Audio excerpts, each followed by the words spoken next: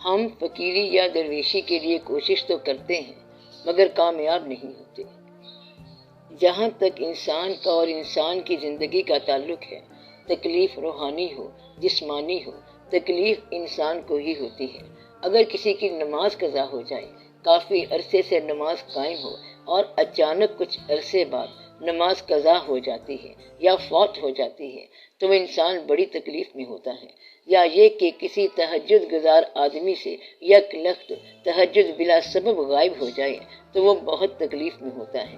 یا کسی کا بچہ بیمار ہو جائے تو وہ بھی تکلیف میں ہوتا ہے، تو وہ دونوں رو رہے ہوتے ہیں اور پتہ نہیں چلتا کہ اس کو کیا ہے اور اس کو کیا ہے، لیکن تکلیف دونوں کو برابر ہے۔ تکلیف ایک شعبے کا نام ہے جس میں غم اترتا ہے۔ غم چاہے احساس ہو، ماضی ہو، مستقبل ہو، کسی چیز کے ہونے کا خیال ہو، کسی چیز کے نہ ہو جانے کی خواہش ہو، کچھ بھی ہو، غم نے اگر آنسو بننا ہے تو آنسو جو ہے یہ آنکھ سے ٹپکے گا۔ اس کی وجہ غلط بیانی بھی ہو سکتی ہے اور خوش فہمی بھی ہو سکتی ہے۔ بادشاہ اگر بادشاہت سے معزول ہو جائے تو وہ رونا شروع کر دے گا، بالکل اسی طرح جس طرح فقیر فقیری سے معزول ہو جاتا ہے۔ اب یہ ایک ایسی چیز ہے جو عام طور پر اتنی سمجھ نہیں آتی اور اس سے آگے انسان کو سمجھ آتی ہی نہیں۔ آپ کہتے ہیں کہ اس سے اگلی بات کیا ہے تو آپ کو اگلی بات سمجھ نہیں آئے گی، اس لیے کہ اگر بندے کا امپیسس، زور، اصرار اور ترجیح دنیا پر ہے تو اس کو سوائے دنیا کے غم کی اور کوئی چیز آنسو نہیں دے سکتی، اور اگر وہ دین کا بندہ ہے تو سوائے دین کے غم کی اسے اور کوئی چیز تکلیف نہیں دے سکتی۔ یہ بتائی ہوئی بات 1400 سال سے چلتی آ رہی ہے اور اب آپ کو سمجھ آنا بند ہو گئی ہے۔ ایک مقام تھا کہ جب یہ بتایا گیا کہ دیکھو اپنی اولاد، اپنی جان، اپنا قبیلہ، چھوٹے بڑے سب بچا لو، عارضی طور پر یزید کی بیعت کر لو، عقل کہتی ہے کہ بیعت کر جاؤ اور زندگی گزار لو، مگر بات یہ ہے کہ یہی تو کرنا نہیں ہے۔ اب یہ فرق ثابت کر کے انہوں نے بتا دیا، کیا بتا دیا؟ کہ یہ ایک ایسی چیز ہے جو ہم نے نہیں کرنی۔ کیوں نہیں کرنی؟ کیونکہ ہم دین والے لوگ ہیں اور دنیاوی حاصل کے لیے دین کو ترک کرنا ہمارے مقصد میں نہیں ہے۔ لوگوں نے کہا کہ بچے چھینے جائیں گے تو انہوں نے فرمایا بچوں کا غم اور چیز ہے اور دین کا غم اور چیز ہے، کیونکہ ہم دین والے لوگ ہیں لہٰذا ہمیں بچوں کا غم نہیں ہوگا۔ اس کا افسوس ہوگا اور ہونا بھی چاہیے۔ بچوں کو ہم اتنی زندگی دے سکتے ہیں جتنی اللہ نے دے رکھی ہے اور دین کو ہم اپنی زندگی دے سکتے ہیں۔ مطلب یہ ہے کہ اب ان کا امپیسس، ان کا رخ، ان کا اصرار دنیا کی طرف نہیں ہے۔ اب یہ فرق بتانے والے تو بتا گئے، اسی طرح دنیا دار بزرگوں کو سمجھاتے ہیں کہ آپ کچھ تو اپنا خیال رکھیں، آپ یہ کام کر لیں، پیسوں کی بات ہے تو آپ پیسے لے لیں، آپ تو خود ہی بزرگ ہیں، درویش ہیں، کاروبار چلا لیں یا کوئی فیکٹری لگا لیں۔ حالانکہ فیکٹری لگانا ضروری ہے اور سب فیکٹریاں لگاتے رہتے ہیں، مگر درویش نے کہا نہیں، میرا امپیسس اور ہے۔ جب تک آپ لوگ اپنا امپیسس دریافت نہ کرو، مقصد دریافت نہ کرو، آپ کو دین کا غم نہیں ہوگا۔ جب تک مقصد دریافت نہ کرو آپ کو دنیا کا غم نہیں ہوگا، آپ کو کچھ نہیں ہوگا اور کوئی فقیری نہیں ملنی، کیونکہ اس طرح گاڑی آگے نہیں چل سکتی۔ اللہ تعالیٰ آپ کو دین کی سمجھ دے گا اور جب آپ دیکھیں گے کہ اللہ تعالیٰ ہمارے قریب آ گیا ہے تو پھر آپ کہیں گے کہ ذرا پروموشن تو کرا دیں۔ پروموشن والا رستہ تو پھر ختم ہو گیا۔ یہ پروموشن والا رستہ تو پروموشن والے سے پوچھو کہ کیسے پروموشن مل سکتی ہے۔ پروموشن والا صرف پروموشن سے خوش ہوگا کہ پروموشن کیسے ملتی ہے۔ اسے لوگ کہتے ہیں کہ اس طرح کرو تو پروموشن ملتی ہے، ایک کالا بکرا نیاز دو اور دفتر کے بڑے افسروں کو بلا لو تو ہم ان کو آپ کی سفارش کر دیتے ہیں۔ تو ایک یہ طریقہ ہے۔ ایک شخص کہتا ہے کہ میں بادشاہ بننا چاہتا ہوں، تو اگر وہ بادشاہ بننا چاہتا ہے تو پھر الیکشن کی تیاری کر لے، کیونکہ اس بات کا شعبہ اور ہے، واقعات اور ہیں۔ تو ہر مقام دوسرے مقام میں ہے اور دوسرا تیسرے مقام میں ہے۔ آپ لوگ جس چیز کا شکار ہو اس چیز کا نام کنفیوژن ہے۔ کنفیوژن کا مطلب یہ ہے کہ آپ لوگ دین کی کتابوں میں دنیا کی کتابیں رکھتے ہو کہ یہ کتاب نمبر 4 ہے اور یہ تسکین وجود کے لیے ہے اور لذت بے حیائی کے لیے ہے، اور ساتھ ہی دین کی کتابیں کھول کر رکھی ہوئی ہیں، تو کتاب کو کتاب کے ساتھ نہ ملاؤ جب تک کہ آپ کا مزاج نہ ملے۔ اور آپ لوگ مزاج کے ساتھ بد مزاجی کے ساتھ کم مزاجی، اور کم مزاجی کے ساتھ تلخ مزاجی رکھتے ہیں، یعنی کہ آپ ایک مزاج میں دوسرا مزاج ڈالتے ہیں۔ اگر ایک انسان حج کرنے جائے تو اس کو مبارک ہو کہ وہ حج کر کے آیا ہے، اور وہاں سے جا کر VCR لے آئے اور پھر دنیا جہان کی بے حیائی کی فلمیں لے کر آئے، تو پھر اس نے حج کیا تو کون سا کیا یا کیا کیا؟ بلکہ اس کو تو بہت سخت عذاب ملے گا۔ عذاب کیوں ملے گا؟ اس لیے کہ اس نے نیک سفر کے اندر بدی کی، تو ایسے لوگوں کی وجہ سے ساری قوم پریشان ہے۔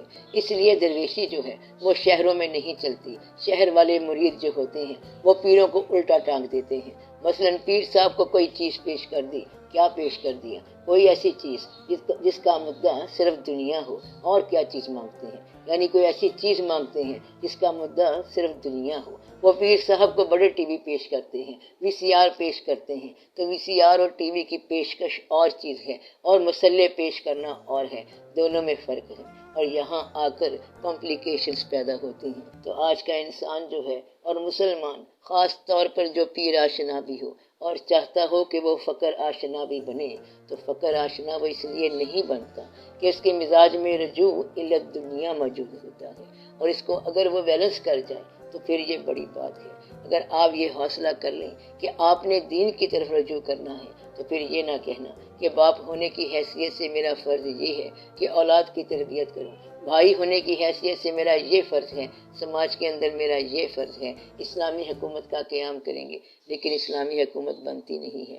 کیا اللہ تعالیٰ پاکستان میں رہتا ہے؟ اللہ تعالیٰ ہندوستان میں بھی رہ سکتا ہے، بلکہ اللہ تعالیٰ جہاں چاہے مرضی رہ سکتا ہے۔ تو اللہ کا فقیر جو ہے، اس کا سیاست سے کوئی تعلق نہیں ہے، نظام سے کوئی تعلق نہیں ہے، بلکہ اس کے لیے آپ کا بنایا ہوا جو نظام شریعت اور دین ہے وہ اس سے بھی علیحدہ ہے، الگ ہے، بس وہ اللہ کی محبت میں چلا جا رہا ہے۔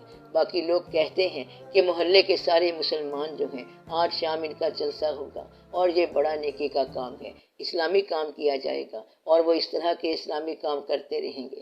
محبت والے کا ایسے اسلام کے ساتھ کوئی تعلق نہیں ہے، اس کا اپنے ساتھ تعلق ہے اور اللہ کے ساتھ تعلق ہے۔ اس لیے فقیری جو ہے وہ مسلمانوں کے ظاہری اعمال سے مر جاتی ہے۔ ظاہری اعمال یہ ہے کہ اجتماع بناؤ، یہ ضروری ہے، شریعت میں یہ ضروری ہے کہ اجتماع بناؤ، اور سارے محلے کے واقعات ڈسکس ہوں، آپ کے گھر ڈسکس ہوں کہ آپ کے گھر میں کیا ہو رہا ہے، کیا آپ کے گھر میں تکلیف ہے، آپ کس کو ووٹ دیں گے، آپ کی جماعت کون سی ہے، آپ کے شہر میں کیا ہو رہا ہے۔ تو آپ کے ہاں اس طرح کے واقعات ہوتے ہیں، یہ سارے واقعات ہو رہے ہیں، یہ سارے مل کر انقلاب لائیں گے، پھر یہ جا کر تقریر کریں گے، پھر یہ اسلامی تقریر کریں گے، کیونکہ یہ آپ کی دینی جماعتیں ہیں۔ تو فقیری کے لیے یہ ضروری ہے کہ یہ طے ہو جائے کہ اس نے فقیری کرنی ہے، اور اگر فقیری نہیں کرنی اور دنیا کرنی ہے تو یہ دنیا وہی ہے کہ اپنی دنیا کو دین کے تابع کر کے زکوٰۃ مانگنے سے پہلے ادا کر دو، اور ایسے واقعات کرتے جاؤ، الحمدللہ پڑھتے جاؤ، اور فی سبیل اللہ چلتے جاؤ۔ جب تک کوئی شعبہ باریکی سے نہیں دیکھیں گے، اس کا راز سمجھ نہیں آئے گا۔ راز جو ہے یہ غیر کو نہیں بتایا جاتا۔ دنیا کی محبت جو ہے یہ فقیری میں ضرر ہے، اور شریعت میں جائز ہے، اور بالکل جائز ہے، اور بہت ضروری ہے، کیونکہ پیسے ہوں گے تو حج کریں گے، اور فقیر کہتا ہے کہ اگر حج نہیں کریں گے تو بھی حج ہو گیا، کیونکہ حج کرنے سے نہیں ہوگا، بلکہ حج نیت سے ہوتا ہے، حج محبت سے ہوتا ہے۔ اللہ جہاں مل جائے حج ہے۔ فارمولے والا کہتا ہے کہ اللہ یہاں کیسے مل سکتا ہے، وہ اپنے گھر کے علاوہ کبھی نہیں ملتا ہے، تیرے گھر میں بھی نہیں ملے گا۔ بات سمجھنے کے لیے ایک مزاج چاہیے، اور اس مزاج میں چلتے چلتے ایک بات آتی ہے، اور پھر اس بات کے پیچھے آپ چلتے جائیں۔ تو یہ ایسے ہے کہ جو کچھ حاصل کیا، اب اس سارے حاصل کو ایک نیک کام میں لگا دیں۔ جس طرح آپ نے زندگی میں یہ سارا وجود جو بنایا ہے، 60 سال میں جو بنایا ہے، صحت بیماری ملا کر جو بھی وجود بنا ہے، جسم کا جو بھی مکان بنا ہے، یہ جو آپ کی زندگی ہے، یعنی 60 سال کی زندگی جو ہے، اب جا کے یہ موت کے قابل بنی ہے۔ اس طرح آپ کی ساری زندگی فقیری کے کب قابل ہوگی؟ جب ساری زندگی دے دو۔ جیسے ساری زندگی دے کر آپ کو موت ملتی ہے، اسی طرح ساری دنیا دے کر فقیری مل سکتی ہے۔ یہ ایک امپورٹنٹ اہم چیز ہے اور اس پر آپ چل نہیں سکتے۔ اب آپ کا فیصلہ آپ کے پاس ہے کہ آپ نے کیا کرنا ہے۔ بس جو کرنا ہے آپ کو ہول ٹائم کرنا ہوگا۔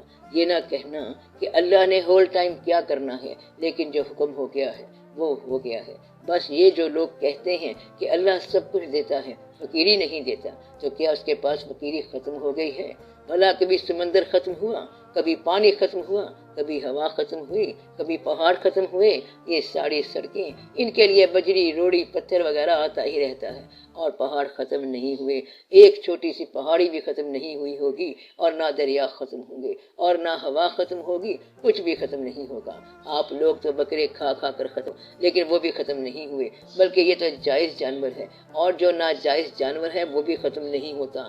آپ لوگ اندازہ لگاؤ کہ کچھ بھی کہیں بھی ختم نہیں ہوتا۔ شہر میں بڑی ڈیولپمنٹ ہو گئی، لیکن مکھیاں ختم نہیں ہوئی، جس کو آپ نے مارنا تھا وہ بھی ختم نہیں ہوئی۔ شہر بہت اچھے ہو گئے، لیکن مٹی ختم نہیں ہو رہی۔ تو کوئی بھی چیز آج تک دنیا میں ختم نہیں ہوئی۔ علم کے باوجود جہالت آج تک ختم نہیں ہوئی، پیغمبر کے باوجود کافر ختم نہیں ہوئے۔ جس شہر میں آپ چلے جائیں ہر شے اویلیبل ہے، تو فقیری اللہ نے کیسے ختم کر دینی ہے؟ فقیری اس کے پاس بے شمار ہے، بات صرف یہ ہے کہ فیصلہ آپ نے کرنا ہے۔ اگر آپ نے ابھی تک فیصلہ نہیں کیا ہے تو ضروری ہے کہ آپ اپنا فیصلہ کر لو۔ پھر کہتے ہیں کہ فقیری کا فارمولہ کیا ہے؟ بھلا شوق کا کیا فارمولہ ہوتا ہے؟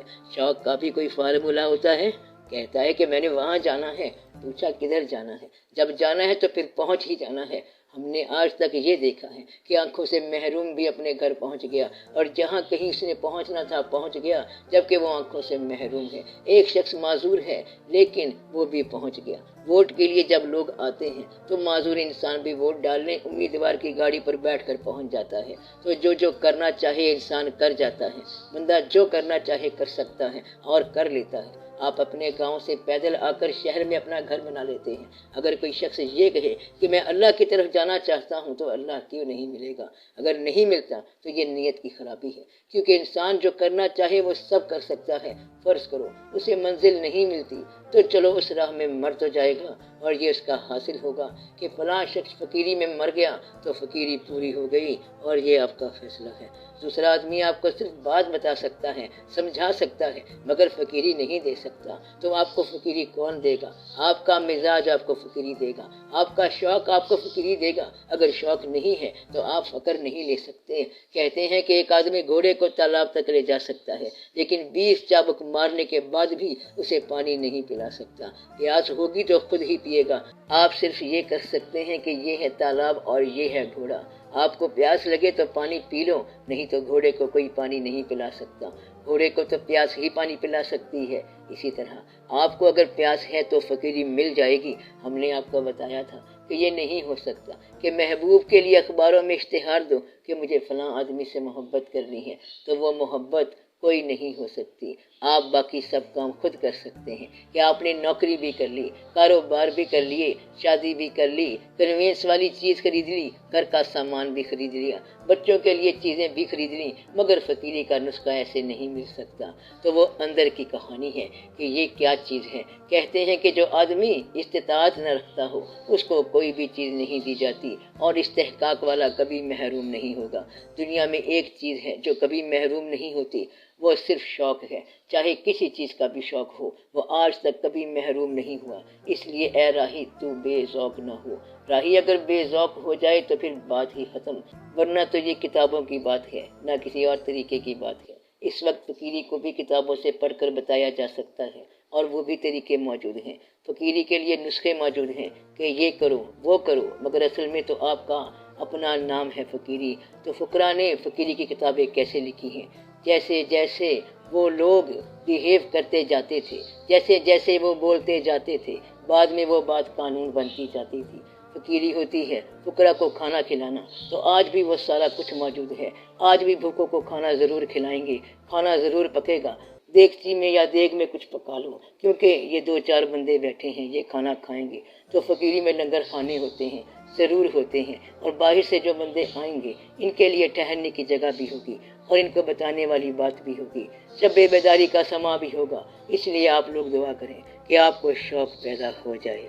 کچھ لوگوں کو تو فقیری ہرگز نہیں ملتی، اور کچھ کو بڑی آسانی سے مل جاتی ہے۔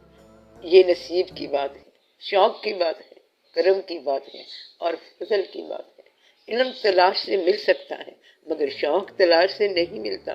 شوق کو آپ نے خود ہی تلاش کرنا ہے، دریافت کرنا ہے۔ اگر آپ کو شوق ہے تو پھر اس کی تکمیل کے لیے آدمی کو فقیری کا ادراک ہوتا ہے۔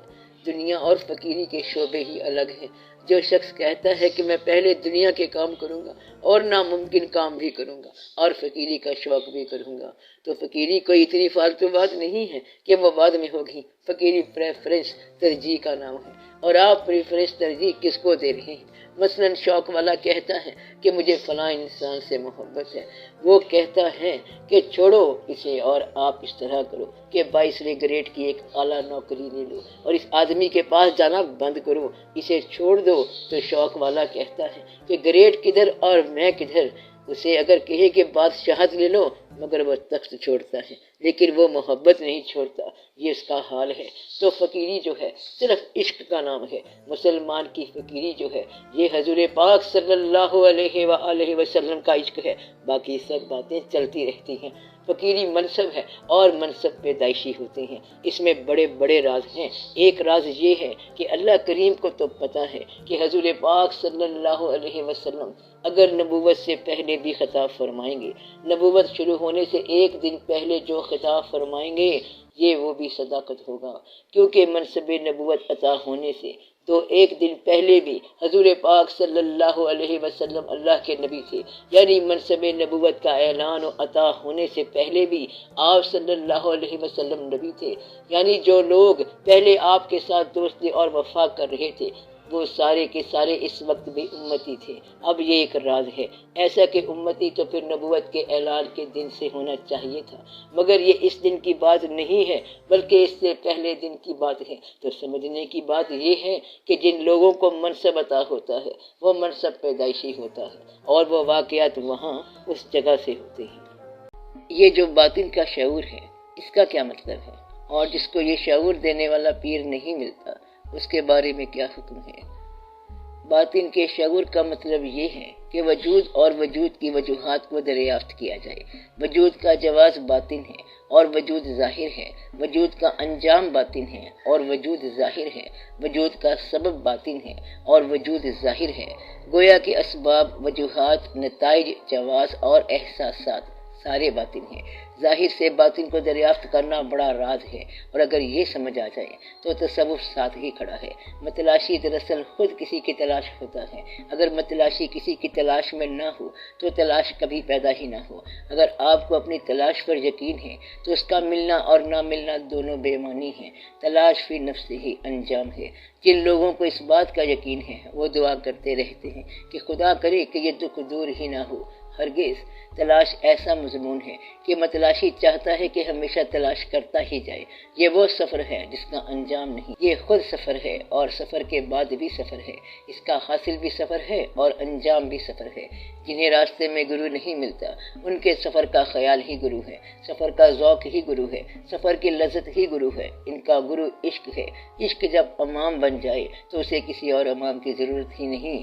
وہ شخص جسے بظاہر گرو نہیں ملتا اور وہ چل رہا ہوتا ہے اس کی حالت ایسے ہے کہ میں چل رہا ہوں مگر فاصلے نہیں مٹتے۔